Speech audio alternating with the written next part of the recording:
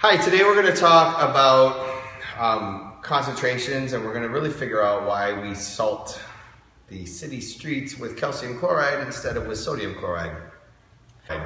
So before we begin, just want you to remember that when you add a solute to something like boiling water, remember water boils at 100 degrees Celsius.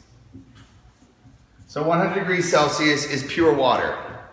Whenever I put something else into the water that is a solute that forms an aqueous solution, it's going to boil at a higher temperature.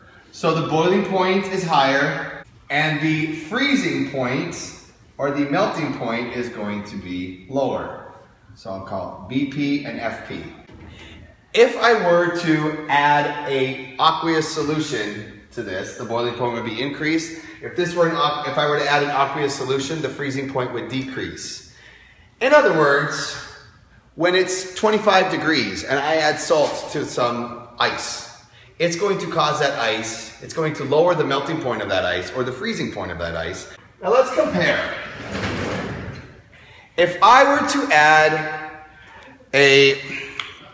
let's say a covalent compound, like, let's say I had a sugar solution, a solution of glucose. This glucose is only going to be one particle. Let's assume that this represents a network of water molecules forming ice. Anytime that I put something in there, it's going to interfere with that. So that glucose could come in right here. And it's going to disrupt it slightly. Because this is covalent, it's not going to break up into its ions. So what happens is for every glucose that you add, it's going to interfere with the water molecule slightly. Or I'm just going to say by a factor of 1. Now, using the same example, if I tried something like NaCl, that is going to form two ions, Na plus and Cl minus. So this is actually going to have two particles in your water, interrupting the crystal structure. When I add something else, like calcium chloride, this is actually three particles. I'm going to have a Ca2 plus, a Cl minus, and another Cl minus. Now, if I added something like Li3N, I'm going to have an Li plus, an Li plus, and an Li plus, and an N3 minus. So here I'm going to have 1, 2, 3, 4 different particles.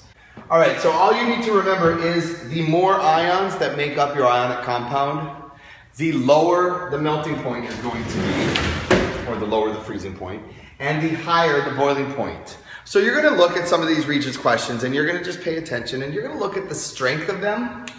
For example, if it is 0.1 molar versus 0.01 molar, this one has more particles. It has a higher concentration. There's going to be more things interfering with our ice particles, our ice formation. Okay? So, again, more particles, more solutes, you're going to increase the boiling point, decrease the freezing point. Practice. Peace.